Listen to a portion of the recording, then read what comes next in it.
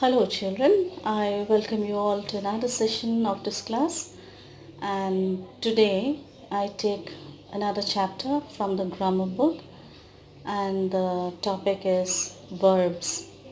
So today we'll learn about verbs and its types. So if I ask you what is a verb, in simple word we can say verb is an action word. The action which we do is known as verb. A verb is an action or a state, so we call them state verb or action verb. Sometimes they are called as stative verb or dynamic verb. The meaning is same, and the difference between the action verb or the dynamic verbs are that action verb shows the physical activities or the processes. Physical activities in one sense is like the words kick, shout, run, climb, and it needs physical efforts. Okay, when you run, when you climb, your physical energy is needed, required. So these are known as action verb. And whereas stative verbs means it expresses a situation. That means example, suppose be, the be verbs, okay, have, and then think, and so many. For example, if I say I have a large family, here have is the verb, and here it shows that it is not doing any kind of physical activity. It is just showing a situation. So this is known as stative verb. It just shows a situation. And Rina likes vanilla ice cream. Here also no action required. Okay, it's just a situation. So these are called static verb.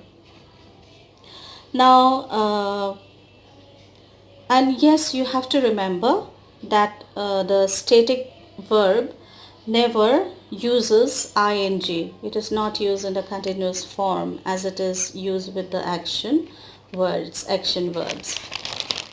So next we come to the types of the verbs. So there are main and helping verbs, which are also known as the auxiliary verb. And the helping verbs are all the be families, do families, and the have families. So if I give you an example, Julia is working now, and here working is the main verb and is the helping verb. And this helping verb always shows us the tense in which time the action is done. When I said Julia is working now, it means we are telling about the present tense. Okay, the work has been done now.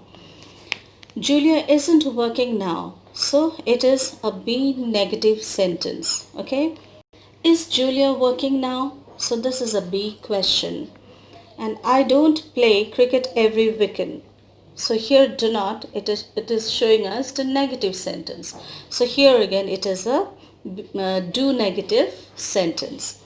Do you play cricket every weekend? So here this do is showing a question. So it is a do question. Then yes, if I give an example, we have visited Canada 3 times.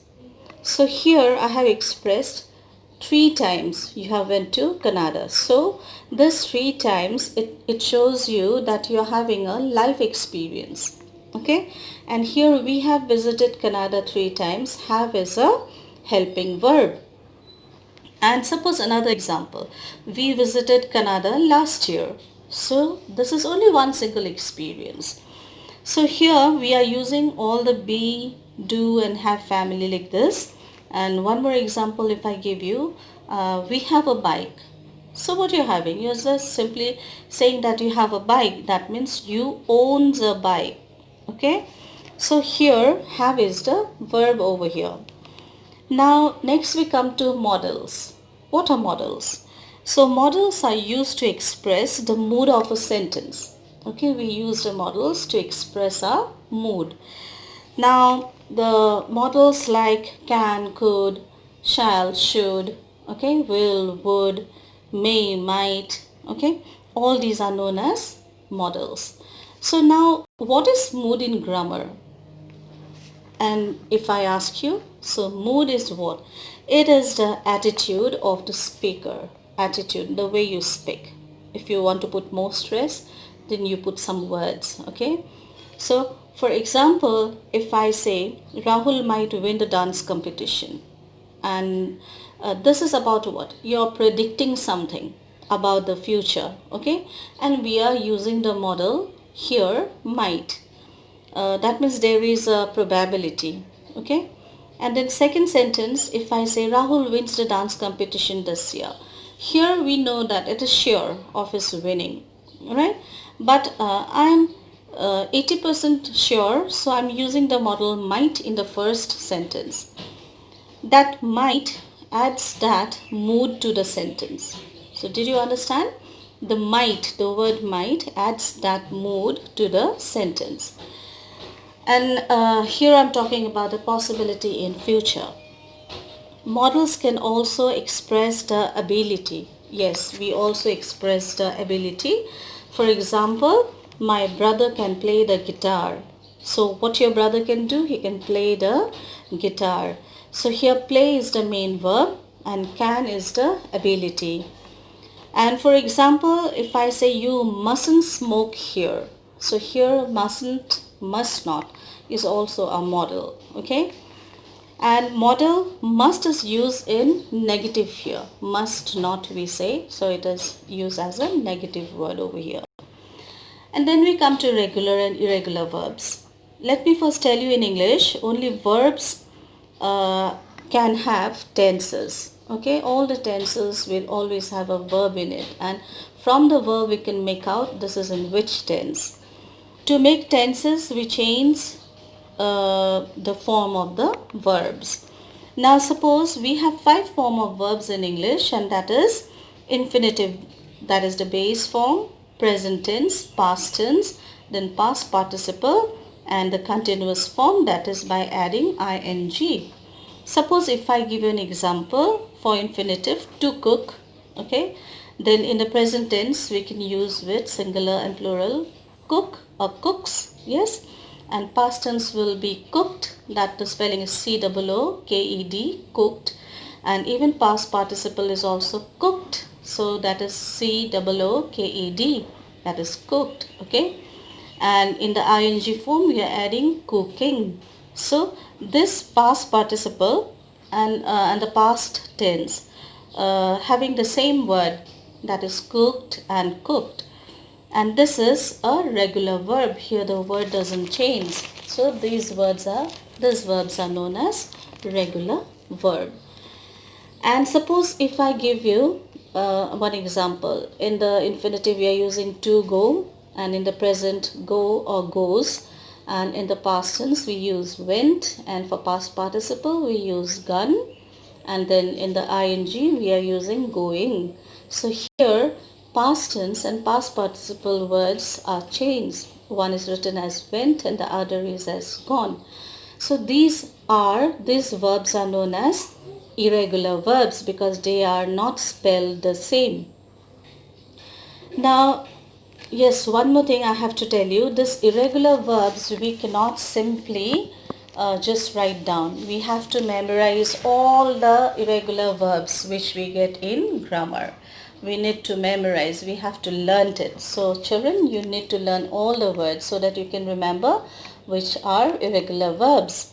And after that we come to the transitive verbs or the intransitive verbs. If I say transitive, it means that the verb that needs objects, okay, to complete their meaning are called transitive verbs. For example, if I say the doctor gave some medicines to the patient. What did the doctor give? Doctor gave some medicines. And to whom? To the patients. So here gave is a verb, giving something, doing an action. And need, a noun, such as medicines and patient. These are nouns and it completes the meaning of the whole sentence. So therefore these are known as transitive verbs. And what are intransitive verbs? They do not need an object to complete their meaning. Now suppose even intransitive verbs also has two types, and these are verbs of action and verbs of being. So verbs of action, if I say actions such as arrive, go, laugh, play, rang, sing, these are all action and requires an object to complete the meaning. Here we always need a object to complete the sentences. And incomplete verbs are also known as verbs of being, such as is, am, are, then was, were, become, became.